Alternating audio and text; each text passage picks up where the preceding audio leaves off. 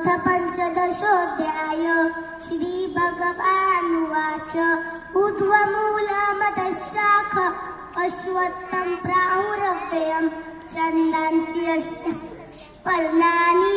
यस्तं वेद स वेदविदोच्छोर्ध्वं प्रसुतास्तस्य शाखा गुणप्रवृद्धा विषयप्रवाला अधश्च मूला यनुसन्ततानि कर्मानुबन्धीनि मनुष्य लोके न रूपमस्येह तथोपलभ्यते